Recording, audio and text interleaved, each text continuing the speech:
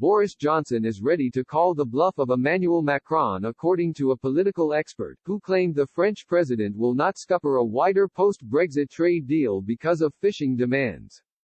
Brexit negotiator Michel Barnier has been under mounting pressure from leading fishing nations in the EU, including Belgium, Denmark and France, over gaining access to UK waters beyond the transition period. UK chief Brexit negotiator David Frost has not wavered from his commitment to take Britain out of the controversial common fisheries policy and control of UK shores.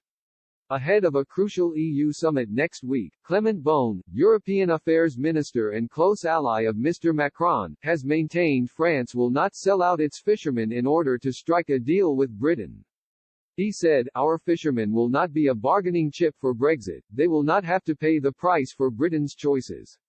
However, Ben Harris-Quinney, chairman of the Bow Group independent think tank, believes Mr. Macron will eventually back down on his demands if fishing is the only obstacle to a free trade deal.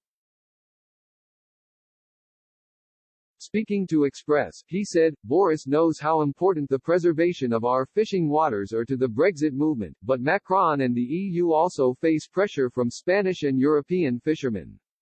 A compromise is possible and Macron is unlikely to push for no deal just over fishery policy assuming all other elements of a deal are agreed." Lead negotiator Mr. Barnier and Lord Frost held informal talks inside Number 10 on Friday afternoon ahead of the vital Brussels showdown next week. Downing Street said there had been useful discussions but acknowledged there were still differences over important issues. Outstanding issues including fishing rights, state aid and governance remain high on the agenda.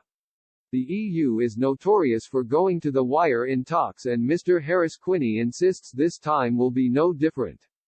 The political expert added the stakes had ever been higher due to the coronavirus pandemic, which he claims has left the Prime Minister weak, and warned a no-deal outcome on top of that could cause outcry with the British public. Mr. Johnson previously set a deadline of October 15 for a deal to be reached and Mr. Harris-Quinney added the prospect of a no-deal exit remains on the cards as the EU is hamstrung by the 27 member states. He added, "Most negotiations like this see 99% of progress in the last few hours, and it's impossible to know how much each side is willing to compromise until the deadline is staring them in face."